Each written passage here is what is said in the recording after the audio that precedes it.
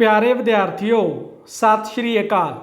स्वागत है तुहाडा मेरे यूट्यूब चैनल शिवराज ढिल्लों दे विच। चैनल नूं सबसक्राइब करो अते नाल ही वीडियो नूं लाइक अते शेयर जरूर करना है। अज असीं पढ़न जा रहे हाँ चोण।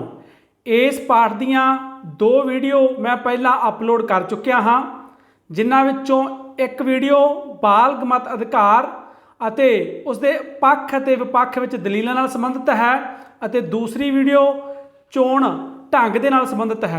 चोण ढंग दो तरह के होंगे हैं, प्रत्यक्ष ਅਤੇ अप्रत्यक्ष।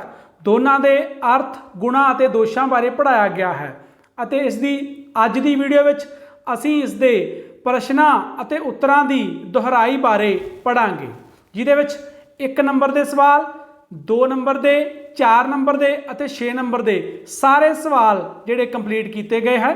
प्रश्न नंबर 1, लगभग सारे लोकतंत्री देशों में बालक वोट अधिकार के सिद्धांत को लागू किया गया है। बिल्कुल ठीक है जी। अज के समय लोकतंत्र के युग में लगभग सारे देशों में बालक वोट के अधिकार के सिद्धांत को लागू किया होया है। प्रश्न नंबर 2, भारत में बालक होने की कितनी उम्र निश्चित की गई है? 18 साल। जदों भारत का संविधान लागू होया सी उस समय बालक होने की उम्र 21 साल सी। 61वीं सोध 1999 राही उम्र घटा के 21 तो 18 कर दी गई है। अज बालक होने की उम्र कितनी है भारत च? 18 साल। जेकर वोट का अधिकार किसी भेदभाव के आधार पर दिता जाए तो असीं इसनूं बालक वोट अधिकार कह सकते हाँ। बिल्कुल गलत है जी। जेकर वोट का अधिकार भेदभाव के आधार पर दिता गया फिर बिल्कुल ये बालक वोट अधिकार नहीं है। बालक वोट अधिकार का अर्थ है बिना किसी जात, नस्ल, धर्म, रंग आदि के भेदभाव तो दिता गया अधिकार। इस तो बाद जी प्रश्न नंबर 4, बालक वोट अधिकार ना देने नाल समाज विरोधी श्रेणियां में वंडिया जाएगा। बिल्कुल ठीक है। जेकर किसी कुछ एक वर्ग या कुछ वर्गों को अधिकार दिता जाएगा तो दूजे वर्गों को नहीं दिता जाएगा तो उन्हां विच आपसी घृणा ते वैर विरोधी भावना जरूर पैदा होगी। सच्चे अर्थां विच प्रत्यक्ष चोण ढंग ही लोकतंत्र का सही प्रतीक है। ठीक गलत? बिल्कुल ठीक है जी। जिहड़ा प्रत्यक्ष चोण ढंग है उही सही लोकतंत्र का प्रतीक है। इहदे विच हरेक नागरिक नूं अपनी इच्छा प्रगटाउण का मौका मिल जाता है। हर व्यक्ति सीधे तौर पर अपने प्रतिनिधि चुनण विच अपना योगदान पा सकता है। वर्तमान युग विच वख-वख देशों में प्रतिनिधियों को चुन लई अपनाए जाते दो चोण ढंग दसो। एक है जी प्रत्यक्ष ढंग चोण ढंग, दूजा है अप्रत्यक्ष चोण ढंग। इन्हां दे अर्थां बारे आपां अगले सवालों के जरूर पढ़ांगे। इंपॉर्टेंट क्वेश्चन है। लोकतंत्री युग दे विच प्रतिनिधियों को चुन लई अपनाए जाते दो ढंग, प्रत्यक्ष ते अप्रत्यक्ष। Very very important. इस तो बाद है जी भारत विच होण वालियां दो प्रत्यक्ष चोणां दे नाम दसो। उस तो भी इंपॉर्टेंट बहुत वार सवाल आता है, उदाहरण दो। जां यह आ सकता सवाल कि भारत च होने वालियां कोई दो प्रत्यक्ष चोणां की उदाहरण दो। लोक सभा की चोण अते राज्यां दीयां विधान सभावां की चोण, ये दोने प्रत्यक्ष तौर पर होंदियां। अपने प्रतिनिधि नूं नागरिक सीधे तौर पर वोट पा के चुनते हैं। भारत में होने वालियां कोई दो अप्रत्यक्ष चोण दीयां उदाहरण दो। राष्ट्रपति की चोण, राज सभा के मैंबर की चोण, ये भारत दीयां दो अप्रत्यक्ष चोण दीयां उदाहरण है। ये नागरिक प्रतिनिधियों को सीधे वोट पा के नहीं चुनते, बल्कि जिहड़े प्रतिनिधि है ये चोणकार लोगों के चुने हुए जिहड़े प्रतिनिधि है वो अगे वोटां पा के इन्हां दी चोण करते हैं। इस तो बाद प्रश्न नंबर 9, बालक मत अधिकार का अर्थ दसो। इंपॉर्टेंट क्वेश्चन है। 2 या 4 नंबर बहुत वार पूछा जाता है। बालक वोट अधिकार तो भाव यह है कि निश्चित उम्र ते पुजे हुए हरेक पुरख ते इस्त्री नूं बिना भेदभाव के वोट का अधिकार दिता जाए। निश्चित उम्र तो वध उम्र वाले व्यक्ति नूं बालक कहा जाता है। उदाहरण वजों भारत, रूस, अमरीका और इंग्लैंड में यह उम्र 18 साल निश्चित की गई है। ये उम्र हरेक देश में उत्थों दीयां समाजिक और राजनीतिक स्थितियां नूं मुख रख के निश्चित की जाती है। निश्चित उम्र ते पुजन वाले हर पुरख ते स्त्री नूं जाति, धर्म, लिंग, संपत्ति, रंग आदि आधार पर वितकरा किए बिना वोट का अधिकार देना बालक वोट अधिकार अखवाउंदा है। ठीक है जी, समझ लग्या? बालक मत अधिकार बिना किसी भेदभाव तो वोट का अधिकार, ना कोई जात, धर्म, लिंग, संपत्ति, किसी भी तरह का भेदभाव नहीं। हाँ बिल सारिਆਂ ਨੂੰ नहीं दिता जा सकता, क्योंकि एक निश्चित उम्र होंदी है जिस तो पहला बचपन होंदा है, जां जिहड़ा मनुख है वो इन्ना मैच्योर नहीं होंदा गा दिमागी तौर ते कि वह अपने राजनीतिक जिहड़ियां गुंजां ने जां सरकारां ने उहदे बारे सही फैसला लै सके जां अपने प्रतिनिधियों की चोण करने दे योग होवे। इसलिए सिर्फ उम्र आधार हुंदा इहदे विच कि निश्चित उम्र है जिहड़ी वो पूरी करन तो बाद बिना किसी भेदभाव तो सारे नागरिकां नूं वोट दा अधिकार मिल जाता है। इहनूं कहंदे आ बालग मत अधिकार, और जिहड़ा अज दे समय लगभग सारे लोकतंत्री देशां ने इहनूं अपनाया होया है। उस तो बाद आ गया जी प्रत्यक्ष चोण ढंग दा अर्थ दसो। जदों वोटर अपने प्रतिनिधियों नूं अपनियां वोटां दी वरतों राहीं प्रत्यक्ष रूप च आप चुनते हैं तो इसनूं प्रत्यक्ष चोण कहा जाता है। उदाहरण वजों भारत विच लोक सभा अते राज्यां दीआं विधान सभावां दे मैंबरां दी चोण प्रत्यक्ष रूप विच बालग वोट अधिकार के आधार ते भारत के नागरिक आप करते हैं। हरेक पुरख अते इस्त्री जिसकी उम्र 18 साल जां इस तो वध है वोट की वरतों करन दा हकदार है। प्रत्यक्ष ढंग जिहदे विच जिहड़े प्रतिनिधि की चोण करनी है उहनूं नागरिक सीधे तौर पर आप वोट पाउंदे आ, वो प्रत्यक्ष चोण है। लोक सभा दीआं चोणां भारत विच और राज्यां दीआं विधान सभा दीआं चोणां प्रत्यक्ष चोण दीआं उदाहरण हैं। और 18 साल तो बाद हरेक व्यक्ति को बालग मत अधिकार मिल जाता है और वह प्रतिनिधि को अपनी वोट पा के अपनी इच्छा का प्रगटावा करता है। प्रश्न नंबर 11 अप्रत्यक्ष चोण ढंग का अर्थ। प्रत्यक्ष चोण के बिल्कुल उल्ट वो सीधी प्रतिनिधि को वोट पाउंदा है नागरिक, पर ये जोड़ा वोटर है वह सीधी प्रतिनिधि वोट नहीं पाउंदा गा। जदों वोटर प्रत्यक्ष रूप में अपनी वोट की वरतों द्वारा प्रतिनिधियों की चोण नहीं करते सगों कुछ चोणकारां की चोण करते हैं अते वो चोणकार फिर अगे प्रतिनिधियों की चोण करते हैं, तो इसनूं अप्रत्यक्ष चोण ढंग कहा जाता है। सीधी चोण का जिहड़ी सीधी वोट जिहड़ा नागरिक है वो प्रतिनिधि नूं नहीं पाउंदा, वो चोणकारां की चोण करता है तो वो चोणकार अगे उस प्रतिनिधि की चोण करते हैं। इसलिए ये अप्रत्यक्ष ढंग है। उदाहरण वजों अमरीका के राष्ट्रपति की चोण लई उत्थों के लोग पहलां 538 चोणकारां की चोण करते हैं, फिर ये चोणकार निश्चित मिति ते अमरीका के राष्ट्रपति की चोण करते हैं। इस तरह भारत का राष्ट्रपति प्रत्यक्ष रूप जनता द्वारा नहीं चुनिया जाता, सगों उसकी चोण जनता द्वारा चुने हुए लोक सभा अते विधान सभावां दे मैंबरां अते राज विधान सभावां द्वारा चुने राज सभा के मैंबरां द्वारा अप्रत्यक्ष रूप च कीती जाती है। भारतीय संसद के उपरले सदन राज सभा के मैंबर जनता द्वारा प्रत्यक्ष रूप च नहीं चुने जाते, सगों उन्हां दी चोण जनता द्वारा चुने हुए राज्यां दीआं विधान सभावां दे मैंबरां द्वारा हुंदी है।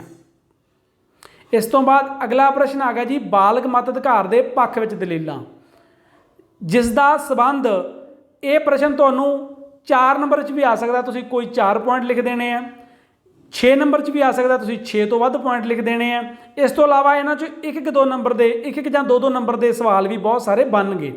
तो सब तो पहला पॉइंट है पक्ष दे विच बालग मत अधिकार दे, जिसका संबंध सब नाल है उसका निर्णय भी सब नूं ही करना चाहिए है। जिहड़ी भी सरकार चुनी जाती है वो जिहड़े नियम नीतियां बनाउंदी है उन्हां दा संबंध लगभग उत्थे उस देश की सारी जनता नाल हुंदा है। इसलिए जदों किसी सरकार जां शासक दीआं नीतियां दा प्रभाव सारिਆਂ ते पैना है तो फिर उहनूं चुनण दा अधिकार भी सारिਆਂ कोल ही होना चाहिए है। ये लोकतंत्रात्मक है। लोकतंत्रात्मक दे विच हरेक व्यक्ति नूं सरकार चुनण दे विच अपना योगदान पाउण दा हक हुंदा है जां शासन प्रक्रिया दे विच भाग लैण दा अधिकार हुंदा है, अर्थात राजनीतिक अधिकार हुंदा है। और बालग मत अधिकार राहीं हरेक व्यक्ति अपने प्रतिनिधि की चोण करके जां प्रतिनिधि की चोण की इच्छा का मौका मिल जाता उन्होंने। इस तरह सब नूं बराबर मौका मिल जाता है शासन प्रबंध के काम योगदान पाउण दा। राजनीतिक सिक्ख्या का साधन, क्योंकि इहदे विच हरेक व्यक्ति ने वोट लैनी हुंदी है सरकार ने या प्रतिनिधि ने, इसलिए वो सारे नागरिकों नाल संपर्क स्थापित करता है। प्रेस राहीं, अखबार राहीं, जनतक सभावां राहीं, रैलियां राहीं, परसन टू परसन हरेक व्यक्ति तक अपनी आवाज़ पहुँचाने की कोशिश करता है तो वोटां लैण की कोशिश करता, जिहदे नाल लोकां नूं राजनीतिक सिक्ख्या मिलती है तो लोगों ने भी वोटां पाउणियां हुंदियां। इसलिए वो भी ध्यान दे नाल राजनीतिक पार्टियां की घोख पड़ताल करते हैं। नागरिकां दीआं सुतंत्रतावां अते अधिकारां की सुरक्षा लई जरूरी, जेकर कोई सरकार नागरिकों के अधिकारों ते सुतंत्रतावां की उलंघना करती है तो नागरिक की कर सकते हैं। बालग मत अधिकार है आउण वालियां चोणां दे विच उस सरकार के विरुद्ध वोट पा के उसनूं कुर्सी तो पासे कर सकते हैं, सत्ता तो पासे कर सकते हैं। इसलिए नागरिकों के अधिकारों की सुरक्षा के लिए सारे नागरिकों को बालग मत अधिकार का होना बहुत ही जरूरी है। घट गिणतियां की संतुष्टता, जिहड़ियां घट गिणतियां चाहे भाषा के आधार पर घट गिणती है, चाहे धर्म के आधार पर घट गिणती है, ਜਾਂ ਕਿਸੇ ਹੋਰ आधार पर घट गिणती है। घट गिणती दूजे लोगों के मुकाबले थोड़ी गिणती के लोगों का होना। ਭਾਰਤ ਦੇ ਵਿੱਚ ਸਿੱਖ ਧਰਮ ਦੇ ਆਧਾਰ ਤੇ ਜੈਨੀ, ਮੁਸਲਿਮ, ਬੋਧੀ ਘੱਟ ਗਿਣਤੀ ਹੈ, ਹਿੰਦੂ ਬਹੁ ਗਿਣਤੀ ਹੈ। ਭਾਸ਼ਾ ਦੇ ਆਧਾਰ ਤੇ ਹਿੰਦੀ ਬਹੁ ਗਿਣਤੀਆਂ ਦੀ ਭਾਸ਼ਾ ਹੈ, ਬਾਕੀ ਭਾਸ਼ਾਵਾਂ ਥੋੜ੍ਹੇ ਥੋੜ੍ਹੇ ਲੋਕਾਂ ਦੀਆਂ ਭਾਸ਼ਾਵਾਂ ਹਨ। ਤਾਂ ਉਹਨਾਂ ਨੂੰ ਵੀ ਆਪਣੀ ਇੱਛਾ ਪ੍ਰਗਟਾਉਣ ਦਾ ਮੌਕਾ ਮਿਲ ਜਾਂਦਾ ਹੈ, ਜਿਸ ਨਾਲ ਘੱਟ ਗਿਣਤੀਆਂ ਦੀ ਸੰਤੁਸ਼ਟਤਾ ਹੁੰਦੀ ਹੈ। ਇਸ ਨਾਲ ਰਾਸ਼ਟਰੀ ਏਕਤਾ ਵੱਧਦੀ ਹੈ। ਜੇ ਸਾਰਿਆਂ ਨੂੰ ਵੋਟ ਦਾ ਅਧਿਕਾਰ ਮਿਲੇਗਾ ਤਾਂ ਇਹਦੇ ਨਾਲ ਕੀ ਹੋਏਗਾ, ਸਾਰੇ ਲੋਕਾਂ ਦੇ ਵਿੱਚ ਏਕਤਾ ਦੀ ਭਾਵਨਾ ਹੋਏਗੀ, ਕਿਸੇ ਖਾਸ ਵਰਗ ਨੂੰ ਅਧਿਕਾਰ ਹੋਏਗਾ, ਆਪਸ ਵਿੱਚ ਵੈਰ ਵਿਰੋਧ ਹੋਵੇਗਾ। ਇਸ ਲਈ ਰਾਸ਼ਟਰੀ ਏਕਤਾ ਲਈ ਸਾਰਿਆਂ ਨੂੰ ਸਮਾਨਤਾ ਦੇ ਆਧਾਰ ਤੇ ਬਾਲਗ ਮਤ ਅਧਿਕਾਰ ਮਿਲਣਾ ਜ਼ਰੂਰੀ ਹੈ। ਸਭ ਲੋਕ ਟੈਕਸ ਦਿੰਦੇ ਹਨ, ਕਿਉਂਕਿ ਸਿੱਧੇ ਤੌਰ ਤੇ ਆਮਦਨ ਟੈਕਸ ਚਾਹੇ ਸਾਰੇ ਵਿਅਕਤੀ ਨਹੀਂ ਦਿੰਦੇ ਗੇ, ਪਰ ਅਸੀਂ ਰੁਪਈਏ ਦੀ ਚੀਜ਼ ਤੋਂ ਲੈ ਕੇ 5 ਰੁਪਏ ਦੇ ਬਿਸਕੁਟ ਦੇ ਪੈਕਟ ਤੋਂ ਲੈ ਕੇ ਅਸੀਂ ਹਰ ਚੀਜ਼ ਦੇ ਉੱਤੇ ਸਰਕਾਰ ਨੂੰ ਉਹਦਾ ਕੋਈ ਨਾ ਕੋਈ ਟੈਕਸ ਜ਼ਰੂਰ ਦਿੰਦੇ ਹਾਂ। ਅਤੇ ਇਸ ਲਈ ਜਿਹੜਾ ਸਾਰੇ ਵਿਅਕਤੀ ਟੈਕਸ ਦਿੰਦੇ ਆ, ਸਭ ਨੂੰ ਅਧਿਕਾਰ ਹੋਣਾ ਚਾਹੀਦਾ ਹੈਗਾ ਆਪਣੇ ਪ੍ਰਤੀਨਿਧੀ ਚੁਣਨ ਦਾ।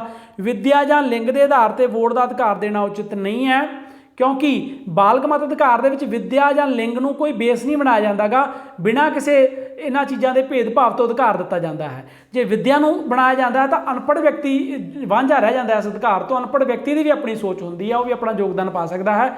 ਲਿੰਗ ਦੇ ਆਧਾਰ 'ਤੇ ਇਸਤਰੀਆਂ ਨੂੰ ਵੋਟ ਦੇ ਅਧਿਕਾਰ ਤੋਂ ਵਾਂਝਾ ਕਰਨਾ ਵੀ ਗਲਤ ਹੈ, ਕਿਉਂਕਿ ਉਹਨਾਂ ਦੀ ਵੀ ਆਪਣੀ ਜ਼ਿੰਦਗੀ ਹੈ, ਉਹਨਾਂ ਦੀ ਵੀ ਆਪਣੀ ਸਮਝ ਹੈ, ਉਹਨਾਂ ਨੂੰ ਵੀ ਆਪਣਾ ਅਧਿਕਾਰ ਬਰਾਬਰ ਹੋਣਾ ਚਾਹੀਦਾ ਹੈ। ਬਾਲਗ ਵੋਟ ਅਧਿਕਾਰ ਨਾ ਦੇਣ ਨਾਲ ਸਮਾਜ ਵਿਰੋਧੀ ਸ਼੍ਰੇਣੀਆਂ ਵਿੱਚ ਵੰਡਿਆ ਜਾਵੇਗਾ। ਜੇ ਬਾਲਗ ਵੋਟ ਅਧਿਕਾਰ ਨਹੀਂ ਹੈ, ਕੁਛ ਵਰਗਾਂ ਨੂੰ ਹੀ ਅਧਿਕਾਰ ਹੈ, ਕੁਛ ਵਰਗਾਂ ਨੂੰ ਵਾਂਝੇ ਰੱਖਿਆ ਗਿਆ ਹੈ, ਤਾਂ ਜਿਹੜੇ ਦੋਨੇ ਵਰਗ ਹੈ ਜਿਨ੍ਹਾਂ ਨੂੰ ਅਧਿਕਾਰ ਮਿਲਿਆ ਅਤੇ ਜਿਨ੍ਹਾਂ ਨੂੰ ਨਹੀਂ ਮਿਲਿਆ, ਉਹ ਆਪਸ ਦੇ ਵਿੱਚ ਘਿਰਣਾ ਅਤੇ ਨਫ਼ਰਤ ਦੀ ਭਾਵਨਾ ਜਾਂ ਟਕਰਾਅ ਦੀ ਭਾਵਨਾ ਦੇ ਵਿੱਚ ਆ ਜਾਂਦੇ ਆ, ਜੋ ਕਿ ਸਮਾਜ ਦੇ ਵਿਕਾਸ ਲਈ ਬਹੁਤ ਹੀ ਘਾਤਕ ਸਥਿਤੀ ਹੈ। ਨਾਗਰਿਕਾਂ ਵਿੱਚ ਸਵੈਮਾਨ ਦੀ ਭਾਵਨਾ ਉਤਪੰਨ ਕਰਦਾ ਹੈ। ਜਦੋਂ ਹਰੇਕ ਨਾਗਰਿਕ ਦੇ ਮਨ ਵਿੱਚ ਹੈ ਕਿ ਸ਼ਾਸਕ ਮੈਂ ਚੁਣਦਾ, ਮੇਰੀ ਇੱਛਾ ਦੇ ਨਾਲ ਵੀ ਫਰਕ ਪੈਂਦਾ ਹੈ, ਮੇਰੀ ਵੋਟ ਵੀ ਕਾਊਂਟ ਹੁੰਦੀ ਹੈ, ਤਾਂ ਨਾਗਰਿਕਾਂ ਵਿੱਚ ਸਵੈਮਾਨ ਦੀ ਭਾਵਨਾ ਉਤਪੰਨ ਹੁੰਦੀ ਹੈ ਕਿ ਉਹ ਵੀ ਸ਼ਾਸਨ ਪ੍ਰਕਿਰਿਆ ਦਾ, ਰਾਜਨੀਤੀ ਦਾ ਹਿੱਸਾ ਹਨ, ਜਾਂ ਉਹ ਵੀ ਆਪਣੇ ਪ੍ਰਤੀਨਿਧੀ ਚੁਣਨ ਦੇ ਵਿੱਚ ਆਪਣਾ ਯੋਗਦਾਨ ਪਾਉਂਦੇ ਹਨ। ਬਾਲਗ ਮਤ ਅਧਿਕਾਰ ਦੇ ਵਿਰੁੱਧ ਦਲੀਲਾਂ ਦਿਓ। ਮਤ ਅਧਿਕਾਰ ਕੇਵਲ ਯੋਗ ਵਿਅਕਤੀਆਂ ਨੂੰ ਦਿੱਤਾ ਜਾਣਾ ਚਾਹੀਦਾ ਹੈ। ਪਹਿਲਾਂ ਆਪਾਂ ਇਹਦੇ ਪੱਖ 'ਚ ਦਲੀਲਾਂ ਪੜ੍ਹੀਆਂ ਸੀ, ਹੁਣ ਇਹਦੇ ਵਿਰੁੱਧ ਪੜਾਂਗੇ, ਕਿਉਂਕਿ ਜਿੰਨੀ ਵੀ ਕੋਈ ਚੰਗੀ ਮਰਜ਼ੀ ਚੀਜ਼ ਆ ਉਹਦੇ 'ਚ ਕੋਈ ਨਾ ਕੋਈ ਉਹਦੇ ਨੁਕਸਾਨ ਜਾਂ ਡੀਮੈਰਿਟਸ ਜਾਂ ਦੋਸ਼ ਜ਼ਰੂਰ ਹੁੰਦੇ ਆ। ਤਾਂ ਹੁਣ ਅਸੀਂ ਪੱਖ ਦੇ ਵਿੱਚ ਪੜ੍ਹ ਚੁੱਕੇ ਹਾਂ, ਹੁਣ ਪੜਾਂਗੇ ਵਿਪੱਖ ਦੇ ਵਿੱਚ ਦਲੀਲਾਂ ਜਾਂ ਵਿਰੋਧ ਦੇ ਵਿੱਚ ਦਲੀਲਾਂ। ਮਤ ਅਧਿਕਾਰ ਕੇਵਲ ਯੋਗ ਵਿਅਕਤੀਆਂ ਨੂੰ ਦਿੱਤਾ ਜਾਣਾ ਚਾਹੀਦਾ, ਜਿਹਦਾ ਸਿੱਟਾ ਅਸੀਂ ਅੱਜ ਭੁਗਤ ਵੀ ਰਹੇ ਹਾਂ ਕਿ ਬਹੁਤ ਜਿਹੜੇ ਸਾਰੇ ਵਿਅਕਤੀ ਜਿਹੜੇ ਆ ਉਹ ਆਪਣੇ ਪ੍ਰਤੀਨਿਧਾਂ ਨੂੰ ਚੁਣਨ ਦੇ ਵਿੱਚ ਉਹਨਾਂ ਦੀ ਯੋਗਤਾ ਨਹੀਂ ਹੁੰਦੀ, ਜਾਂ ਉਹਨਾਂ ਨੂੰ ਸਮਝ ਨਹੀਂ ਹੁੰਦੀ ਕਿ ਕਿਹੜੀ ਸਰਕਾਰ ਜਾਂ ਕਿਹੜੇ ਪ੍ਰਤੀਨਿਧੀ ਚੋਣ ਕਰਨੀ ਹੈ। ਅਤੇ ਉਸੇ ਦੇ ਨਤੀਜੇ ਵਜੋਂ ਅਸੀਂ ਬਾਅਦ ਸਰਕਾਰਾਂ ਨੂੰ ਕੋਸਦੇ ਵੀ ਹਾਂ। ਤਾਂ ਇਸ ਲਈ ਯੋਗ ਵਿਅਕਤੀਆਂ ਨੂੰ ਇਹ ਅਧਿਕਾਰ ਮਿਲਣਾ ਚਾਹੀਦਾ, ਜਿਨ੍ਹਾਂ ਨੂੰ ਰਾਜਨੀਤੀ ਦੀ ਸਮਝ ਹੋਵੇ, ਜਿਨ੍ਹਾਂ ਨੂੰ ਚੰਗੇ ਮਾੜੀ ਸਰਕਾਰ, ਰਾਜਨੀਤਿਕ ਦਲ, ਉਹਨਾਂ ਦੀ ਨੀਤੀਆਂ ਬਾਰੇ ਗਿਆਨ ਹੋਵੇ। ਅਨਪੜ੍ਹ ਵਿਅਕਤੀਆਂ ਨੂੰ ਵੋਟ ਦਾ ਅਧਿਕਾਰ ਨਹੀਂ ਮਿਲਣਾ ਚਾਹੀਦਾ ਗਾ। ਅਨਪੜ੍ਹ ਵਿਅਕਤੀ ਨੂੰ ਆਪਣੇ, ਇਹ ਆਲੋਚਕਾਂ ਦਾ ਕਹਿਣਾ ਹੈ, ਮੇਰਾ ਨਹੀਂ ਕਹਿਣਾ, ਇਹ ਆਲੋਚਕਾਂ ਦਾ ਕਹਿਣਾ, ਜਾਂ ਪੱਖ ਦੇ ਵਿੱਚ ਦਲੀਲਾਂ ਨੇ। ਦਲੀਲਾਂ ਨਾਲ 'ਚੋਂ ਕੁਛ ਵਾਜਬ ਵੀ ਨੇ ਅਤੇ ਬਹੁਤੀਆਂ ਦਲੀਲਾਂ ਵਾਜਬ ਨਹੀਂ ਵੀ ਨੇ। ਉਹਨਾਂ ਬਾਰੇ ਆਪਾਂ 10 ਪੁਆਇੰਟ ਡਿਸਕਸ ਕਰਨ ਤੋਂ ਬਾਅਦ ਗੱਲ ਕਰਦੇ ਹਾਂ।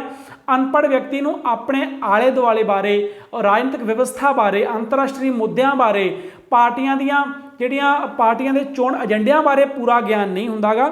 ਵੋਟ ਦਾ ਅਧਿਕਾਰ ਸੰਪਤੀ ਦੇ ਆਧਾਰ 'ਤੇ ਹੋਣਾ ਚਾਹੀਦਾ ਹੈ। ਬਹੁਤੇ ਆਲੋਚਕਾਂ ਦਾ ਮੰਨਣਾ ਹੈ ਕਿ ਜਿਹੜੀਆਂ ਸਰਕਾਰ ਦੀਆਂ ਨੀਤੀਆਂ ਨੇ ਉਹ ਸੰਪਤੀ ਵਾਲੇ ਲੋਕਾਂ ਨੂੰ ਪ੍ਰਭਾਵਿਤ ਕਰਦੀਆਂ ਨੇ, ਇਸ ਲਈ ਉਹਨਾਂ ਨੂੰ ਹੀ ਅਧਿਕਾਰ ਮਿਲਣਾ ਚਾਹੀਦਾ ਹੈ। ਇਸਤਰੀਆਂ ਨੂੰ ਵੋਟ ਦਾ ਅਧਿਕਾਰ ਪ੍ਰਾਪਤ ਨਹੀਂ ਹੋਣਾ ਚਾਹੀਦਾ। ਆਲੋਚਕ ਕਹਿੰਦੇ ਆ ਇਸਤਰੀਆਂ ਦਾ ਜ਼ਿਆਦਾ ਸੰਬੰਧ ਘਰੇਲੂ ਸਮੱਸਿਆਵਾਂ, ਘਰੇਲੂ ਕੰਮਾਂ ਦੇ ਨਾਲ ਹੈ। ਉਹਨਾਂ ਨੂੰ ਬਾਹਰਲੀ ਰਾਜਨੀਤੀ ਬਾਰੇ ਘੱਟ ਗਿਆਨ ਹੁੰਦਾ ਹੈ, ਇਸ ਲਈ ਉਹਨਾਂ ਨੂੰ ਬਰਾਬਰ ਵੋਟ ਦਾ ਅਧਿਕਾਰ ਦੇਣਾ ਉਚਿਤ ਨਹੀਂ ਹੈ। ਸਭ ਨਾਗਰਿਕ ਸਮਾਨ ਨਹੀਂ ਹਨ। ਇਹ ਆਲੋਚਕਾਂ ਦਾ ਮੰਨਣਾ ਹੈ ਕਿ ਕੁਦਰਤ ਨੇ ਸਾਰੇ ਨਾਗਰਿਕਾਂ ਨੂੰ ਸਮਾਨ ਨਹੀਂ ਬਣਾਇਆ ਗਾ। ਸਾਰਿਆਂ ਦਾ ਬੁੱਧੀ ਅੰਕ, ਸਾਰਿਆਂ ਦੀ ਕਪੈਸਿਟੀ ਇੱਕੋ ਜਿਹੀ ਨਹੀਂ ਹੁੰਦੀ ਗੀ। ਬਹੁਤ ਸਾਰੇ ਲੋਕ ਬਹੁਤ ਜਿਹੜੀ ਅਸਧਾਰਨ ਬੁੱਧੀ ਦੀ ਸਮਰੱਥਾ ਰੱਖਦੇ ਹਨ, ਬਹੁਤ ਲੋਕ ਸਧਾਰਨ ਬੁੱਧੀ ਜਾਂ ਉਸ ਤੋਂ ਘੱਟ ਬੁੱਧੀ ਰੱਖਦੇ ਹਨ। ਇਸ ਲਈ ਉਹਨਾਂ ਨੂੰ ਸਾਰਿਆਂ ਨੂੰ ਬਰਾਬਰ ਦਾ ਵੋਟ ਦਾ ਅਧਿਕਾਰ ਦੇਣਾ ਕਿਸੇ ਵੀ ਪੱਖੋਂ ਉਚਿਤ ਨਹੀਂ ਹੈ। ਸਾਰੇ ਵਿਅਕਤੀ ਵੋਟ ਦੇ ਅਧਿਕਾਰ ਦੀ ਸਹੀ ਕੀਮਤ ਨਹੀਂ ਸਮਝਦੇ। ਸਾਰੇ ਲੋਕ ਇਹਦੀ ਵੈਲਿਊ ਨਹੀਂ ਸਮਝਦੇ। ਬਹੁਤੇ ਲੋਕ ਇਹਨੂੰ ਇੱਕ ਪਰਚੀ ਸਮਝਦੇ ਆ ਔਰ ਉਹਦੀ ਵਰਤੋਂ ਸੰਜੀਦਗੀ ਦੇ ਨਾਲ, ਸੋਚ ਸਮਝ ਦੇ ਨਾਲ ਨਹੀਂ ਕਰਦੇਗੇ, ਜਿਸ ਦੇ ਸਿੱਟੇ ਵਜੋਂ ਮਾੜੇ ਪ੍ਰਤੀਨਿਧੀ, ਮਾੜੀਆਂ ਸਰਕਾਰਾਂ ਦੀ ਚੋਣ ਹੁੰਦੀ ਹੈ ਔਰ ਜੋ ਦੇਸ਼ ਨੂੰ ਤਰੱਕੀ ਨਹੀਂ ਵਿਨਾਸ਼ ਵੱਲ ਲੈ ਕੇ ਜਾਂਦਾ ਹੈ। ਸਾਰੇ ਵਿਅਕਤੀ ਵਰਤਮਾਨ ਸਮੇਂ ਦੀਆਂ ਸਮੱਸਿਆਵਾਂ ਨਹੀਂ ਸਮਝ ਸਕਦੇ, ਕਿਉਂਕਿ ਵਰਤਮਾਨ ਸਮੇਂ ਦੇ ਵਿੱਚ ਜਿਹੜੀਆਂ ਸਮੱਸਿਆਵਾਂ ਨੇ ਬੜੀਆਂ ਗੁੰਝਲਦਾਰ ਨੇ और सीधे तौर पर समझना बड़ा मुश्किल है। सारे व्यक्तियों ने गुंझलदार समस्यावां, अंतरराष्ट्रीय मुद्दों ਜਾਂ अंतरराष्ट्रीय राजनीति ਜਾਂ ਕੰਪਲੈਕਸ ਜਿਹੜੀ ਪ੍ਰੋਸੈਸ ਹੈ ਉਹਦਾ ਗਿਆਨ ਨਹੀਂ ਹੁੰਦਾ ਗਾ। ਇਹ ਧਨੀ ਵਿਅਕਤੀਆਂ ਦਾ ਸ਼ਾਸਨ ਸਥਾਪਿਤ ਕਰਦੀ ਹੈ, ਕਿਉਂਕਿ ਲੋਕ ਆਪਣੀ ਵੋਟ ਦੀ ਕੀਮਤ ਨਹੀਂ ਸਮਝਦੇ। ਉਹ ਇਹਨੂੰ ਕੌਡੀਆਂ ਦੇ ਭਾਅ, ਚੰਨ ਸਿੱਕਿਆਂ ਦੇ ਬਦਲੇ ਦਾ ਜਿਹੜਾ ਵੋਟ ਦਾ ਅਧਿਕਾਰ ਹੈ ਕਿਸੇ ਨੂੰ ਵੇਚ ਦਿੰਦੇ ਹੈ, ਜਾਂ ਨਸ਼ੇ ਜਾਂ ਸ਼ਰਾਬ ਜਾਂ ਕਿਸੇ ਹੋਰ ਜਾਤੀ ਜਾਂ ਭਾਵਨਾਵਾਂ ਦੇ ਵਿੱਚ ਬਹਿ ਕੇ ਉਹਦਾ ਪ੍ਰਯੋਗ ਕਰ ਦਿੰਦੇ ਹੈ, ਜੋ ਕਿ ਦੇਸ਼ ਨੂੰ ਜਿਹੜਾ ਹੈਗਾ ਵਿਨਾਸ਼ ਵੱਲ ਲੈ ਕੇ ਜਾਂਦਾ ਹੈ। ਅਤੇ ਨਾਲ ਹੀ ਅਮੀਰ ਵਿਅਕਤੀ ਆਸਾਨੀ ਨਾਲ ਉਹਨੂੰ ਖਰੀਦ ਲੈਂਦੇ ਹੈ, ਤੇ ਜਿਹਦੇ ਨਾਲ ਜਿਹੜੇ ਅਮੀਰ ਵਿਅਕਤੀਆਂ ਜਾਂ ਧਨੀ ਵਿਅਕਤੀਆਂ ਦੀ ਸਰਕਾਰ ਸਥਾਪਿਤ ਹੋ ਜਾਂਦੀ ਹੈ। ਵੋਟ ਦੇਣਾ ਅਧਿਕਾਰ ਨਹੀਂ ਸਗੋਂ ਕੌਮੀ ਜ਼ਿੰਮੇਵਾਰੀ ਹੈ। ਸਿਰਫ ਅਧਿਕਾਰ ਹੀ ਨਹੀਂ, ਇਹ ਜ਼ਿੰਮੇਵਾਰੀ ਹੈ कि असीं योग प्रतिनिधि की चोण करिए जो देश को तरक्की दी लीहां ते लैके जाए। तो हरेक व्यक्ति जिहड़ा है वो अपनी जिम्मेवारी नूं निभाउण दे समर्थ नहीं हुंदागा। मताधिकार लई केवल उम्र कोई ठोस आधार नहीं। हुण जे गल करिए सिर्फ उम्र ठोस आधार है, क्योंकि होर कोई भी आधार नहीं है, होर कोई भेदभाव नहीं है। सिर्फ एक निश्चित बालग होने की उम्र पूरी करनी है, उदों बाद अधिकार मिल जाना है। तो इसलिए एक निश्चित उम्र ही मान लैनी भी इस उम्र ते समझ आ जाती है सारियां गल्लां दी, ਇਹ ਮੰਨਣਾ ਔਖਾ ਲੱਗਦਾ ਹੈ। ਇਸ ਲਈ ਇਹ ਸੀ ਬਾਲਗ ਮਤ ਅਧਿਕਾਰ ਦੇ ਵਿਪੱਖ ਵਿੱਚ ਜਾਂ ਵਿਰੋਧ ਵਿੱਚ ਦਲੀਲਾਂ। ਚਾਹੇ ਕਾਫੀ ਵਿਰੋਧ ਦੀਆਂ ਦਲੀਲਾਂ ਜਿਹੜੀਆਂ ਵਾਜਬ ਨਹੀਂ ਲੱਗਦੀਆਂ ਗੀਆਂ, ਪਰ ਕੁਝ ਪੁਆਇੰਟ ਜ਼ਰੂਰ ਅਜਿਹੇ ਹਨ ਜੋ ਬਾਲਗ ਮਤ ਅਧਿਕਾਰ ਦੇ ਵਿਰੋਧ ਦੇ ਵਿੱਚ ਵਾਜਬ ਲੱਗਦੇ ਹਨ। पर फिर भी क्योंकि कोई भी चीज़ 100% सही असी इस तरह नहीं उम्मीद कर सकते कि वो कोई दोष ही नहीं होगा, कुछ दोष जरूर होणगे, पर फिर भी ये विधि शायद दूजियां विधियां दे नालों चंगी है। इसे करके लगभग लोकतंत्री देशों ने इस विधि को अपनाया होया है। पर हाँ, ये कुछ दोष भी हैं जिन्हां दोषों को दूर करने दी कोशिशां होणियां चाहीदियां ने, तां जो लोकतंत्री व्यवस्था दे विच चंगियां सरकारां जां जिहड़ियां मनुखी वैलफेयर जां जनतक भलाई वालियां सरकारां जिहड़ियां देश दे नूं उच्चे रस्ते वाल जां सही दिशा वाल लैके जाण दी चोण हो सके। हुण असीं प्रश्न नंबर 14 पढ़ते हैं। प्रतੱਖ चोण ढंग के गुण। प्रतੱਖ चोण ढंग के अर्थ बारे असीं पढ़ चुके हैं। की गुण है दे? लोकतंत्री सिद्धांतां के अनुसार है। लोकतंत्री सिद्धांत कहते हैं हर व्यक्ति को अपने प्रतिनिधि चुनने का मौका मिलना चाहिए, हर व्यक्ति को शासन प्रक्रिया के अपनी इच्छा प्रगटाने का मौका मिलना चाहिए। प्रतੱਖ लोकतंत्र के हर व्यक्ति को निश्चित समय मगरों अपने प्रतिनिधि चुनने का मौका मिलता है। हर मतदाता को अपनी इच्छा प्रगटाने का अवसर मिलता है, आप गल कर चुके हैं। लोगों को राजनीतिक सिक्ख्या मिलती है। प्रतिनिधि ने, राजनीतिक दल ने सारे लोगों की वोट लैनी होंदी है, जिहड़े अपनी उम्र की सीमा पूरी करके वोट का अधिकार प्राप्त कर लेंगे हैं। इसलिए वो हरेक व्यक्ति तक पहुँच करते हैं, चाहे वो पर्सन टू पर्सन करन, चाहे वो सोशल मीडिया राही करन, चाहे वो टीवी राही करन, अखबार राही करन, अपनी आवाज़ को पहुँचाने की कोशिश करते हैं, जिहदे नाल लोगों को राजनीतिक सिक्ख्या मिलती है। प्रतिनिधियों की उत्तरदायिता वधेरे प्रभावशाली, क्योंकि जनता दे लई नीतियां बनदियां ने। जेकर जनता तो प्रतिनिधियों ने वोट लेनी है, प्रतिनिधियों को जनता की इच्छा के अनुसार काम करना पवेगा। जे नहीं करनगे आउण वालियां चोणां विच उन्हां नूं वोट नहीं मिलेगी। इसलिए जनता की जिहड़ी प्रतिनिधियों की जिहड़ी सीधी तौर पर उत्तरदायिता जिहड़ी है वो निश्चित हुंदी है। नागरिकां दा राजनीतिक कामां लई उत्साह वधदा है। ਜਦੋਂ नागरिकों को पता होंदा कि असीं साडी वोट का सानूं अधिकार है, असीं उस वोट की वरतों राहीं जिहड़ी सरकार है उसनूं बदल सकते हाँ जां अपने प्रतिनिधियों को उत्तरदायी बना सकते हाँ, तो राजनीति के कामां दे विच वध चढ़ के हिस्सा लैंदे हन। प्रतिनिधियों के भ्रिष्टाचारी बनने की घट संभावना, क्योंकि प्रतिनिधियों ने निश्चित समय मगरों नागरिकों तो वोट प्राप्त करनी होंदी है। तो जेकर प्रतिनिधि भ्रिष्टाचारी होएगा, अपना अक्स खराब कर लेगा, लोग आने वाली चोणों में उसनूं रिप्लेस कर देंगे, उन्होंने दोबारा नहीं चुनगे। इसलिए वो अपने अक्स नूं साफ रखने के लिए अपने आप नूं, अपने अक्स नूं शुद्ध रखता है और अपने भ्रिष्टाचार की जिहड़ी वर्गियां कुरीतियां हैगियां उन्हां तों दूर रहने की कोशिश करता है। इस तो बाद प्रश्न नंबर 15 आ गया जी, प्रतੱਖ चोण ढंग के दोष। पहला आपां गुण पढ़े सी, हुण दोष पढ़ते हैं। सधारण व्यक्ति योग प्रतिनिधि की चोण नहीं कर सकते, क्योंकि वो सधारण बुद्धि की समर्थ होंदे है।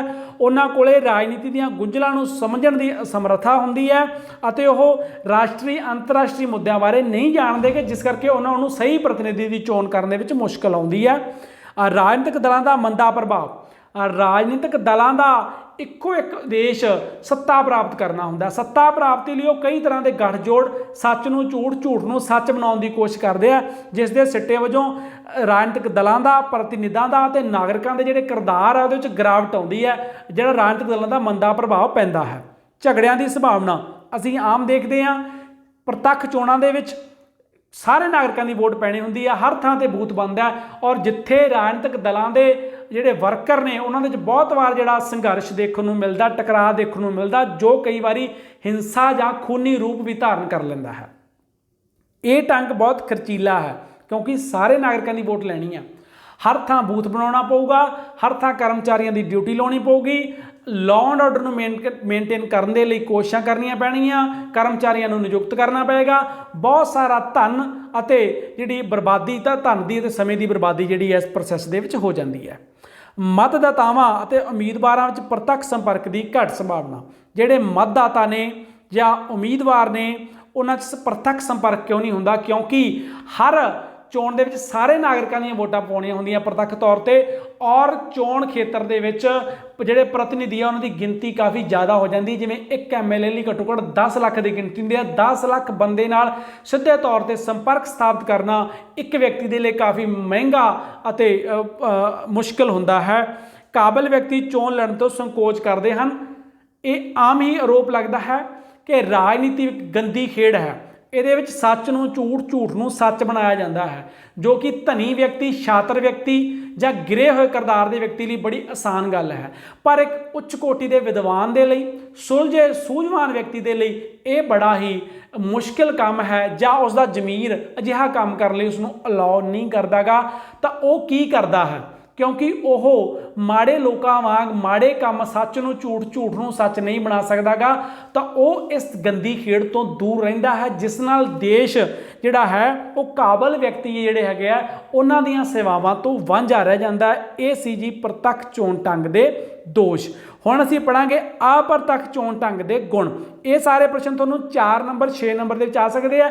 ਇਸ ਤੋਂ ਇਲਾਵਾ ਇਹਨਾਂ ਦੇ ਵਿੱਚੋਂ ਤੁਹਾਨੂੰ 1-1 2 ਨੰਬਰ ਦੇ ਸਵਾਲ ਆਮ ਹੀ ਬਣ ਜਾਂਦੇ ਆ। ਅਪ੍ਰਤੱਖ ਚੋਣ ਢੰਗ ਦੇ ਗੁਣ ਹੈਗੇ ਆ ਜੀ, ਯੋਗ ਪ੍ਰਤੀਨਿਧਾਂ ਦੇ ਚੁਣੇ ਜਾਣ ਦੀ ਸੰਭਾਵਨਾ, ਕਿਉਂਕਿ ਸਾਰੇ ਵਿਅਕਤੀ ਵੋਟ ਨਹੀਂ ਪਾਉਂਦੇਗੇ, ਸਿਰਫ ਚੋਣਕਾਰ ਲੋਕਾਂ ਦੇ ਚੁਣੇ ਹੋਏ ਚੋਣਕਾਰ ਵੋਟ ਪਾਉਂਦੇ ਆ। ਉਹ ਸੁਲਝੇ ਹੋਏ ਵਿਅਕਤੀ ਹੁੰਦੇ ਆ, ਲੋਕਾਂ ਦੇ ਚੁਣੇ ਹੋਏ ਵਿਅਕਤੀ ਹੁੰਦੇ ਆ। ਉਹ ਰਾਜਨੀਤਿਕ ਦਲਾਂ ਦੇ ਬਹਿਕਾਵੇ ਵਿੱਚ ਨਹੀਂ ਆਉਂਦੇ, ਉਹ ਭਾਵਨਾ ਦੇ ਵਹਿਣ ਵਿੱਚ ਨਹੀਂ ਬਹਿੰਦੇ, ਉਹਨਾਂ ਨੂੰ ਖਰੀਦਣਾ ਬਹੁਤ ਮੁਸ਼ਕਲ ਹੁੰਦਾ ਹੈ। ਉਹ ਸੋਚ ਸਮਝ ਕੇ ਵੋਟ ਦੀ ਇਸਤੇਮਾਲ ਕਰਦੇ ਹਨ, ਜਿਸ ਕਰਕੇ ਚੰਗੇ ਪ੍ਰਤੀਨਿਧਾਂ ਦੀ ਚੋਣ ਦੀ ਸੰਭਾਵਨਾ ਰਹਿੰਦੀ ਹੈ। ਘੱਟ ਖਰਚੀਲਾ ਢੰਗ, ਜਿਵੇਂ ਭਾਰਤ 'ਚ ਰਾਸ਼ਟਰਪਤੀ ਦੀ ਚੋਣ ਕਰਨੀ ਹੈ, ਪੂਰੇ ਭਾਰਤ 'ਚੋਂ ਵੋਟ ਪਾਉਣੀ ਪਊਗੀ ਪ੍ਰਤੱਖ ਤੌਰ ਤੇ, ਪਰ ਆਪਣੇ ਅਪ੍ਰਤੱਖ ਤੌਰ ਤੇ ਵੋਟ ਪੈਂਦੀ ਹੈ ਸਿਰਫ ਜਿਹੜੇ ਰਾਜਾਂ ਦੀਆਂ ਵਿਧਾਨ ਸਭਾਵਾਂ ਨੇ, ਰਾਜ ਸਭਾ ਹੈ, ਲੋਕ ਸਭਾ ਹੈ, ਉਹ ਚੁਣੇ ਹੋਏ ਪ੍ਰਤੀਨਿਧੀ ਵੋਟ ਪਾਉਂਦੇ ਨੇ, ਜਿਹਦੇ ਨਾਲ ਚੋਣ ਖਰਚ ਬਹੁਤ ਘੱਟ ਜਾਂਦਾ ਹੈ। ਐਡੇ ਵੱਡੇ ਖੇਤਰ ਲਈ ਜਿਹੜਾ ਸਿੱਧੇ ਤੌਰ ਤੇ ਚੋਣ ਕਰਾਉਣੀ ਅਸੰਭਵ ਹੁੰਦੀ ਹੈ, ਖਰਚੀਲੀ ਹੁੰਦੀ ਹੈ, ਉਹਦੀ ਕਾਫੀ ਬਚਤ ਹੋ ਜਾਂਦੀ ਹੈ। ਰਾਜਨੀਤਿਕ ਦਲਾਂ ਦੇ ਬੁਰੇ ਪ੍ਰਭਾਵ ਦੀ ਘੱਟ ਸੰਭਾਵਨਾ, ਰਾਜਨੀਤਿਕ ਦਲਾਂ ਨੂੰ ਆਪਣੀਆਂ ਕੋਝੀਆਂ ਚਾਲਾਂ ਚੱਲਣ, ਲੋਕਾਂ ਨੂੰ ਭਾਵਨਾਵਾਂ ਦੇ ਤਹਿਤ ਵੋਟਾਂ ਜਿਹੜਾ ਹੈਗਾ ਗ੍ਰਹਿਣ ਕਰਨ, ਅਤੇ ਇਸ ਤੋਂ ਇਲਾਵਾ ਲੋਕਾਂ ਦੇ ਵਿੱਚ ਨਫ਼ਰਤ ਜਾਂ ਘ੍ਰਿਣਾ ਪੈਦਾ ਕਰਨ ਦਾ ਮੌਕਾ ਨਹੀਂ ਮਿਲਦਾਗਾ, ਕਿਉਂਕਿ ਕੁਛ ਹੀ ਚੋਣਕਾਰ ਹੁੰਦੇ ਆ ਜੋ ਇਹਨਾਂ ਦੀਆਂ ਗੱਲਾਂ ਦੇ ਵਿੱਚ ਨਹੀਂ ਆਉਂਦੇ। ਇਸ ਲਈ ਲੋਕਾਂ ਦੇ ਵਿੱਚ ਇਹਨਾਂ ਦੇ ਬੁਰੇ ਪ੍ਰਭਾਵ ਦੀ ਸੰਭਾਵਨਾ ਘਟ ਜਾਂਦੀ ਹੈ। ਪਛੜੇ ਦੇਸ਼ਾਂ ਲਈ ਬੜਾ ਲਾਭਦਾਇਕ ਢੰਗ ਹੈ। ਪਛੜੇ ਦੇਸ਼ ਜਿੱਥੇ ਲੋਕ ਪੜ੍ਹੇ ਲਿਖੇ ਨਹੀਂ, ਜਿੱਥੇ ਲੋਕ ਵੱਡੀ ਗਿਣਤੀ ਅਨਪੜ੍ਹ ਜਾਂ ਗਰੀਬ ਹਨ, ਜਿੱਥੇ ਵੋਟਾਂ ਖਰੀਦੀਆਂ ਜਾਂਦੀਆਂ ਹਨ, ਲੋਕਾਂ ਨੂੰ ਵੋਟ ਪ੍ਰਾਪਤ ਕਰਨ ਦੇ ਲਈ ਜਾਤ, ਧਰਮ, ਨਸਲ ਨਾਂ ਦੇ ਉੱਤੇ ਘਿਰਣਾ, ਨਫ਼ਰਤ ਪੈਦਾ ਕੀਤੀ ਜਾਂਦੀ ਹੈ, ਵੰਡੀਆਂ ਪਾਈਆਂ ਜਾਂਦੀਆਂ ਹਨ, ਉੱਥੇ ਅਪ੍ਰਤੱਖ ਢੰਗ ਬਹੁਤ ਹੀ ਲਾਹੇਵੰਦ ਸਾਬਤ ਹੋ ਸਕਦਾ ਹੈ। ਵਿਸ਼ਾਲ ਚੋਣ ਖੇਤਰ ਲਈ ਢੁਕਵੀਂ ਪ੍ਰਣਾਲੀ, ਮੈਂ ਇਹਦੀ ਐਗਜ਼ਾਮਪਲ ਪਹਿਲਾਂ ਵੀ ਦੇ ਚੁੱਕਿਆ। ਜਿਵੇਂ ਰਾਸ਼ਟਰਪਤੀ ਦੀ ਚੋਣ ਕਰਨੀ ਹੈ, ਪੂਰੇ ਭਾਰਤ ਦੇ ਵਿੱਚੋਂ ਕਰਨੀ ਹੈ, ਕਿੰਨਾ ਵੱਡਾ ਦੇਸ਼ ਹੈ, ਕਿੰਨੇ ਜ਼ਿਆਦਾ ਵੋਟਰ ਨੇ, ਸਾਰਿਆਂ ਦੀਆਂ ਵੋਟਾਂ ਪਾਉਣੀਆਂ ਪੈਣਗੀਆਂ। ਪਰ ਜੇ ਅਪ੍ਰਤੱਖ ਢੰਗ ਨਾਲ ਅਸੀਂ ਚੁਣ ਲੈਂਦੇ ਹਾਂ ਤਾਂ ਬੜੀਆਂ ਥੋੜ੍ਹੀਆਂ ਵੋਟਾਂ ਦੇ ਨਾਲ ਜਿਹੜੀ ਚੋਣ ਹੋ ਜਾਂਦੀ ਹੈ। ਅਗਿਆਨੀਆਂ ਦੀ ਸਫਲਤਾ ਦੀ ਘੱਟ ਸੰਭਾਵਨਾ, ਅਗਿਆਨੀ ਉਦੋਂ ਹੀ ਚੁਣੇ ਜਾਣਗੇ ਜਦੋਂ ਵੋਟਰ ਅਗਿਆਨੀ ਹੋਣਗੇ। ਜੇ ਵੋਟਰ ਜਿਹੜੇ ਭਾਰਤ ਦੇ ਵਿੱਚ ਅਨਪੜ੍ਹ ਹੈ ਮੰਨ ਲਓ, ਜਾਂ ਲੋਕ ਕਿਸੇ ਦੇਸ਼ ਦੇ ਵਿੱਚ, ਪਛੜੇ ਦੇਸ਼ ਦੇ ਵਿੱਚ ਘੱਟ ਪੜ੍ਹੇ ਲਿਖੇ ਹੈ, ਗਰੀਬ ਹੈ, ਉਹਨਾਂ ਦੀ ਵੋਟ ਵਿਕਣ ਦੀ ਸੰਭਾਵਨਾ ਰਹਿੰਦੀ ਹੈ, ਗਲਤ ਬੰਦਿਆਂ ਦੇ ਅੱਗੇ ਆਉਣ ਦੀ ਸੰਭਾਵਨਾ ਰਹਿੰਦੀ ਹੈ, ਜੋ ਕਿ ਅਪ੍ਰਤੱਖ ਚੋਣ ਢੰਗ ਦੇ ਵਿੱਚ ਜਿਹੜੀ ਇਹ ਸੰਭਾਵਨਾ ਘਟ ਜਾਂਦੀ ਹੈ। ਹੁਣ ਪੜ੍ਹਦੇ ਹਾਂ ਅਪ੍ਰਤੱਖ ਜਿਹੜੀ ਚੋਣ ਹੈ ਉਹਦੇ ਦੋਸ਼ ਕੀ ਹੈ। ਜਨਤਾ ਅਤੇ ਪ੍ਰਤੀਨਿਧਾਂ ਵਿੱਚ ਕੋਈ ਸੰਪਰਕ ਨਹੀਂ, ਕਿਉਂਕਿ ਪ੍ਰਤੀਨਿਧਾਂ ਨੇ ਸਿੱਧੀ ਜਨਤਾ ਤੋਂ ਵੋਟ ਲੈਣੀ ਨਹੀਂ, ਉਹਨਾਂ ਨੇ ਵੋਟ ਲੈਣੀ ਹੈ ਚੋਣਕਾਰਾਂ ਤੋਂ। ਇਸ ਲਈ ਉਹ ਚੋਣਕਾਰਾਂ ਨਾਲ ਹੀ ਸੰਬੰਧ ਸਥਾਪਿਤ ਕਰਦੇ ਆ, ਸਿੱਧੇ ਤੌਰ ਤੇ ਜਨਤਾ ਨਾਲ ਸੰਬੰਧ ਨਹੀਂ ਸਥਾਪਿਤ ਕਰਦੇਗੇ। ਭ੍ਰਿਸ਼ਟਾਚਾਰ ਦੀ ਵਧੇਰੇ ਸੰਭਾਵਨਾ, ਭ੍ਰਿਸ਼ਟਾਚਾਰ ਦੀ ਸੰਭਾਵਨਾ ਇਸ ਤਰ੍ਹਾਂ ਹੋ ਜਾਂਦੀ ਹੈ ਕਿ ਸਾਰੇ ਵੋਟਰਾਂ 'ਚ, ਪ੍ਰਤੱਖ ਚੋਣਾਂ 'ਚ ਸਾਰੇ ਵੋਟਰਾਂ ਨੇ ਵੋਟ ਪਾਉਣੀ ਹੈ, ਤੇ ਅਪ੍ਰਤੱਖ ਚੋਣਾਂ ਦੇ ਵਿੱਚ ਕੁਝ ਹੀ ਵੋਟਰਾਂ ਨੇ। ਇਸ ਲਈ ਉਹਨਾਂ ਨੂੰ ਖਰੀਦਣਾ ਸੌਖਾ ਹੋ ਜਾਂਦਾ, ਇੱਕ ਬੰਦੇ ਨੂੰ ਖਰੀਦਣਾ, ਤੇ ਇਸ ਲਈ ਭ੍ਰਿਸ਼ਟਾਚਾਰ ਕਈ ਵਾਰ ਵੱਧ ਜਾਂਦਾ ਹੈ।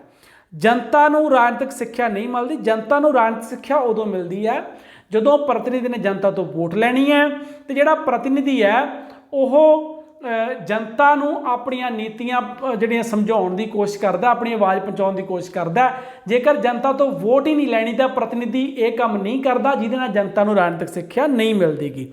ਰਾਜਨੀਤਿਕ ਦਲਾਂ ਦੇ ਬੁਰੇ ਪ੍ਰਭਾਵ ਘੱਟ ਨਹੀਂ ਹੁੰਦੇਗੇ, ਕਿਉਂਕਿ ਜਿਹੜੇ ਚੋਣਕਾਰ ਹੈ ਉਹਨਾਂ ਨੇ ਪ੍ਰਤੀਨਿਧੀ ਦੀ ਚੋਣ ਕਰਨੀ ਹੈ ਤੇ ਚੋਣਕਾਰਾਂ ਨੂੰ ਲੋਕ ਚੁਣਦੇ। ਇਸ ਲਈ ਰਾਜਨੀਤਿਕ ਦਲ ਜਦੋਂ ਚੋਣਕਾਰਾਂ ਦੀ ਚੋਣ ਕਰਨੀ ਹੈ ਉਦੋਂ ਹੀ ਆਪਣੀਆਂ ਜਿਹੜੀਆਂ ਬੁਰੀਆਂ ਕੋਝੀਆਂ ਚਾਲਾਂ ਚੱਲਣੀਆਂ ਸ਼ੁਰੂ ਕਰ ਦਿੰਦੇ ਆ। ਇਸ ਕਰਕੇ ਜਿਹੜਾ ਰਾਜਨੀਤਿਕ ਦਲ ਆਪਣਾ ਬੁਰਾ ਪ੍ਰਭਾਵ ਇਹਦੇ ਵਿੱਚ ਵੀ ਪਾ ਹੀ ਜਾਂਦੇ ਆ। ਪ੍ਰਤੀਨਿਧਾਂ ਵਿੱਚ ਲੋਕਾਂ ਪ੍ਰਤੀ ਜ਼ਿੰਮੇਵਾਰੀ ਦੀ ਭਾਵਨਾ ਦੀ ਘਾਟ, ਕਿਉਂਕਿ ਜਦੋਂ ਪ੍ਰਤੀਨਿਧੀ ਨੇ ਜੇ ਲੋਕਾਂ ਤੋਂ ਵੋਟਾਂ ਲੈਣੀਆਂ ਫਿਰ ਉਹਨੂੰ ਲੋਕਾਂ ਪ੍ਰਤੀ ਜ਼ਿੰਮੇਵਾਰ ਵੀ ਰਹਿਣਾ ਪਊਗਾ, ਲੋਕਾਂ ਦੀ ਇੱਛਾ ਅਨੁਸਾਰ ਕੰਮ ਵੀ ਕਰਨਾ ਪਊਗਾ। ਪਰ ਜਦੋਂ ਉਹਨੇ ਵੋਟਾਂ ਹੀ ਚੋਣਕਾਰਾਂ ਦੀਆਂ ਲੈਣੀਆਂ, ਸਿੱਧੀ ਜਨਤਾ ਦੀ ਵੋਟ ਹੀ ਨਹੀਂ ਲੈਣੀ, ਤਾਂ ਚੋਣਕਾਰਾਂ ਨੂੰ ਉਤਰਦਾ ਹੀ ਹੁੰਦਾ, ਸਿੱਧਾ ਜਨਤਾ ਨੂੰ ਉਤਰਦਾ ਹੀ ਨਹੀਂ ਹੁੰਦਾਗਾ। ਅਣਲੋਕਤੰਤਰੀ, ਆਪਾਂ ਪਿੱਛੇ ਵੀ 1 ਨੰਬਰ ਦਾ ਪ੍ਰਸ਼ਨ ਪੜ੍ਹਿਆ ਸੀ ਵੀ ਪ੍ਰਤੱਖ ਜਿਹੜੀ ਚੋਣ ਢੰਗ ਹੈ ਉਹੀ ਲੋਕਤੰਤਰੀ ਹੈ, ਉਹਦੇ 'ਚ ਹਰੇਕ ਵਿਅਕਤੀ ਨੂੰ ਮੌਕਾ ਮਿਲਦਾ ਤੇ ਲੋਕਤੰਤਰ 'ਚ ਹਰੇਕ ਵਿਅਕਤੀ ਨੂੰ ਮੌਕਾ ਮਿਲਣਾ ਜ਼ਰੂਰੀ ਹੈ, ਉਸੇ ਨੂੰ ਲੋਕਤੰਤਰ ਕਹਿੰਦੇ ਜੇ ਸਾਰੇ ਲੋਕਾਂ ਦੀ ਚੁਣੀ ਸਰਕਾਰ ਹੈ। ਪਰ ਅਪ੍ਰਤੱਖ ਚੋਣ ਢੰਗ ਦੇ ਵਿੱਚ ਸਾਰੇ ਲੋਕਾਂ ਨੂੰ ਵੋਟ ਪਾਉਣ ਦਾ ਮੌਕਾ ਨਹੀਂ ਮਿਲਦਾ, ਇਸ ਲਈ ਇਹ ਅਣਲੋਕਤੰਤਰੀ ਢੰਗ ਹੈ। ਇਸ ਤੋਂ ਬਾਅਦ ਆ ਗਿਆ ਜੀ 18ਵਾਂ ਕੁਐਸਚਨ, ਪ੍ਰਤੱਖ ਚੋਣ ਅਤੇ ਅਪ੍ਰਤੱਖ ਚੋਣ 'ਚ ਅੰਤਰ। ਵੈਸੇ ਆਪਾਂ ਜਦੋਂ ਇਹਦਾ ਅਰਥ ਪੜ੍ਹਿਆ ਸੀ ਤਾਂ ਲਗਭਗ ਇਹਦੇ ਅੰਤਰ ਬਾਰੇ ਜਾਣ ਲਿਆ ਸੀ, ਪਰ ਫਿਰ ਵੀ ਆਪਾਂ ਇੱਕ ਵਾਰ ਇਹ 4 ਨੰਬਰ ਜਾਂ 6 ਨੰਬਰ 'ਚ ਵੀ ਪ੍ਰਸ਼ਨ ਆ ਜਾਂਦਾ ਤਾਂ ਉਹਦੇ ਪੁਆਇੰਟ ਆਫ ਵਿਊ ਤੇ ਅਸੀਂ ਡਿਸਕਸ ਕਰਦੇ ਹਾਂ। ਪ੍ਰਤੱਖ ਚੋਣ ਵਿਧੀ ਅਧੀਨ ਪ੍ਰਤੀਨਿਧਾਂ ਦੀ ਚੋਣ ਪ੍ਰਤੱਖ ਤੌਰ ਤੇ ਲੋਕਾਂ ਦੁਆਰਾ ਕੀਤੀ ਜਾਂਦੀ ਹੈ, ਪਰ ਅਪ੍ਰਤੱਖ ਚੋਣ ਵਿਧੀ ਅਧੀਨ ਲੋਕ ਚੋਣਾਂ ਵਿੱਚ ਭਾਗ ਨਹੀਂ ਲੈਂਦੇ, ਸਗੋਂ ਉਹਨਾਂ ਦੁਆਰਾ ਚੁਣੇ ਹੋਏ ਪ੍ਰਤੀਨਿਧੀ ਦੂਜੇ ਅਧਿਕਾਰੀਆਂ ਜਾਂ ਮੈਂਬਰਾਂ ਦੀ ਚੋਣ ਕਰਦੇ ਹਨ। ਤੇ ਪ੍ਰਤੱਖ ਚੋਣ ਅਧੀਨ ਮਤਦਾਤਾਵਾਂ ਅਤੇ ਪ੍ਰਤੀਨਿਧਾਂ 'ਚ ਸਿੱਧਾ ਸੰਪਰਕ ਹੁੰਦਾ ਹੈ। ਪ੍ਰਤੀਨਿਧਾਂ ਨੂੰ ਅਗਲੀਆਂ ਚੋਣਾਂ 'ਚ ਮਤਦਾਤਾਵਾਂ ਦਾ ਫਿਰ ਸਾਹਮਣਾ ਕਰਨਾ ਪੈਂਦਾ ਹੈ। ਜੇਕਰ ਲੋਕ ਆਪਣੇ ਪ੍ਰਤੀਨਿਧੀ ਦੀ ਕਾਰਗੁਜ਼ਾਰੀ ਨਾਲ ਸੰਤੁਸ਼ਟ ਨਾ ਹੋਣ ਤਾਂ ਉਹ ਉਸ ਦੇ ਪੱਖ ਵਿੱਚ ਮਤਦਾਨ ਨਹੀਂ ਕਰਦੇਗੇ। ਇਸ ਦੇ ਉਲਟ ਅਪ੍ਰਤੱਖ ਚੋਣ ਵਿਧੀ ਅਧੀਨ ਲੋਕਾਂ ਅਤੇ ਇਸ ਵਿਧੀ ਦੁਆਰਾ ਚੁਣੇ ਗਏ ਅਧਿਕਾਰੀਆਂ ਜਾਂ ਪ੍ਰਤੀਨਿਧਾਂ ਦਾ ਪ੍ਰਤੱਖ ਸੰਬੰਧ ਨਹੀਂ ਹੁੰਦਾ ਹੈ। ਇਸ ਲਈ ਇਸ ਵਿਧੀ ਦੁਆਰਾ ਚੁਣੇ ਗਏ ਮੈਂਬਰ ਜਾਂ ਅਧਿਕਾਰੀ ਆਪਣੀ ਕਾਰਗੁਜ਼ਾਰੀ ਲਈ ਲੋਕਾਂ ਪ੍ਰਤੀ ਉੱਤਰਦਾਈ ਨਹੀਂ ਹੁੰਦੇ। ਇਹ ਸੀ ਪ੍ਰਤੱਖ ਚੋਣਾਂ ਅਤੇ ਅਪ੍ਰਤੱਖ ਚੋਣਾਂ ਦੇ ਵਿੱਚ ਅੰਤਰ। ਉਮੀਦ ਹੈ ਤੁਹਾਨੂੰ ਅੱਜ ਦਾ ਇਹ ਪ੍ਰਸ਼ਨਾਂ ਉੱਤਰਾਂ ਦੀ ਦੁਹਰਾਈ ਦਾ ਸਾਡਾ ਟੌਪਿਕ ਚੰਗੀ ਤਰ੍ਹਾਂ ਸਮਝ ਲੱਗਿਆ ਹੋਏਗਾ, ਤੁਸੀਂ ਪੜ੍ਹਿਆ ਸਮਝਿਆ ਜਾਣਿਆ ਹੋਏਗਾ। ਔਰ ਇਸ ਵੀਡੀਓ ਨੂੰ ਲਾਈਕ ਕਰੋ, ਸ਼ੇਅਰ ਕਰੋ ਤੇ ਨਾਲ ਹੀ ਇਸ ਚੈਨਲ ਨੂੰ ਸਬਸਕ੍ਰਾਈਬ ਕਰਨਾ, ਬੈਲ ਆਈਕਨ ਨੂੰ ਪ੍ਰੈਸ ਕਰਕੇ ਆਉਣ ਵਾਲੀਆਂ ਵੀਡੀਓ ਦਾ ਨੋਟੀਫਿਕੇਸ਼ਨ ਵੀ ਔਨ ਕਰ ਸਕਦੇ ਹੋ। ਧੰਨਵਾਦ, ਸ਼ੁਕਰੀਆ।